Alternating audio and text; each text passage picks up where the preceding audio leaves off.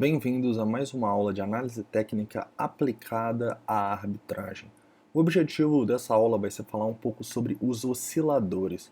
E o objetivo dele na arbitragem vai ser identificar quando estamos comprando um ativo que já subiu demais.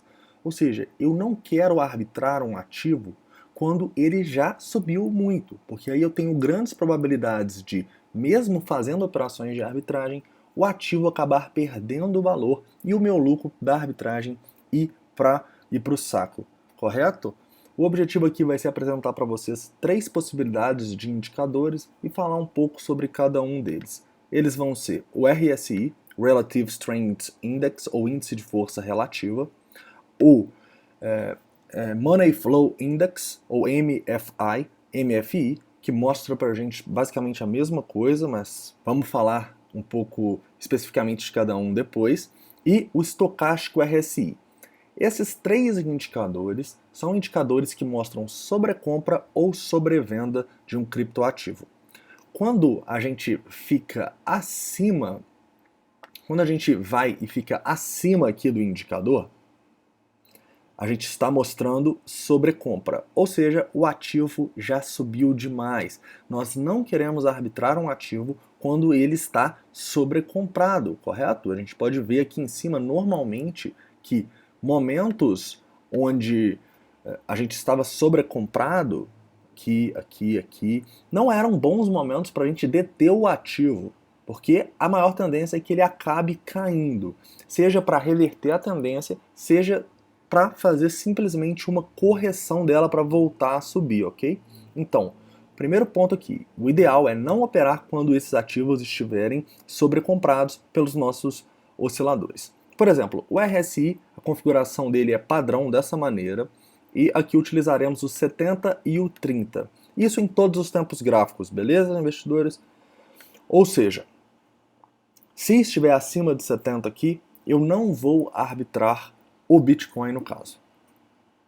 Outro indicador muito bom é o Money Flow Index, que também mostra pontos de sobrecompra e sobrevenda. Se a configuração dele já é um pouco diferente, é a padrão com 80 e 20.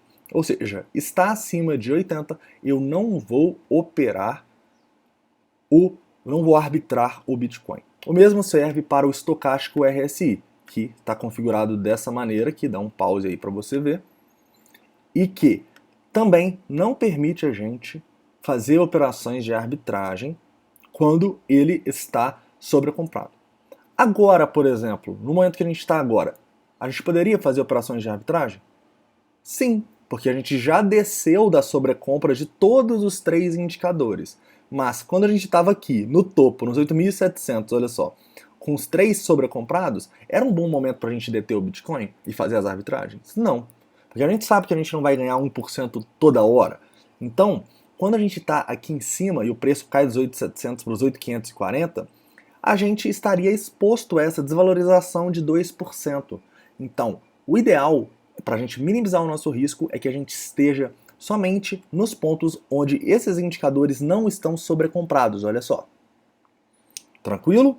Continuando aqui, falando especificamente de cada um. O RSI, muitas vezes, ele vai até o 80. E se ele estiver no 80, aí a gente não pode nem pensar em arbitrar, em deter a criptomoeda. Porque dificilmente ele vai ficar acima de 80 aqui. Ele provavelmente vai ter uma correção. Igual aqui, ó, ele foi até 83, bateu nos 8.700 e já voltou. Correto? O mesmo serve para o MFI nos 80, que às vezes ele chega até nos 90, que é um ponto de extrema sobrecompra, ok? O que nós estamos falando aqui? Pontos de extrema sobrecompra. É o 80 no RSI e o 90 no MFI. O estocástico RSI já é um pouco diferente. Ele é um indicador mais rápido, ou seja, ele fica sobrecomprado e sobrevendido mais rápido do que os outros indicadores.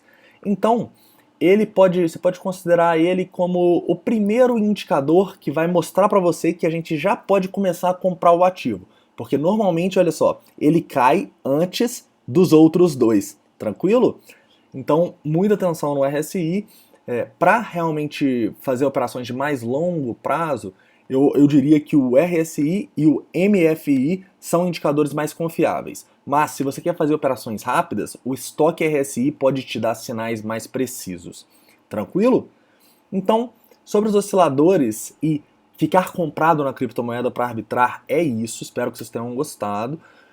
Não vamos esquecer também das possíveis oportunidades que nós temos nesses osciladores.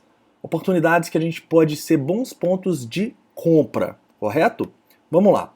Quando um indicador, quando um oscilador está sobrecomprado, nós não podemos deter a criptomoeda. Mas quando ele fica sobrevendido, a gente já pode ter uma oportunidade de compra nesse indicador. Uma oportunidade de, comprar aqui ficou sobrevendido, vamos comprar para arbitrar.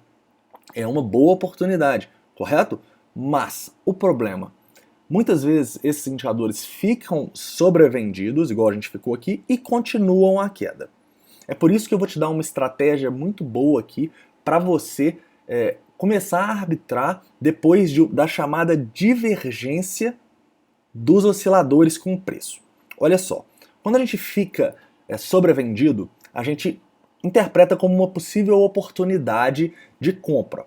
Mas, como a gente está operando provavelmente contra a tendência depois de uma sobrevenda, sim, ou sobrecompra, o ideal é que a gente espere o preço cair mais, ou seja, o preço fazer novos fundos, e o indicador não. O indicador não faz novos fundos, olha só, e o preço faz. Principalmente o RSI e o MFI, correto? Ou seja, se você tem essas divergências, de preferência nos dois indicadores, você tem uma grande oportunidade de operação, de comprar o Bitcoin e arbitrar ele quando ele está basicamente na mínima. Obviamente, é uma operação bem mais arriscada do que você operar ele quando ele está em tendência, sim, mas é uma operação que pode ter lucros muito superiores. Porque, além da gente pegar as oportunidades de arbitragem, nós também vamos pegar uma possível valorização desse criptoativo. Obviamente, aí você tem que colocar seu stop e tem que ter uma estratégia, uma relação risco-ganho. Correto, investidores? É isso. Até a próxima aula.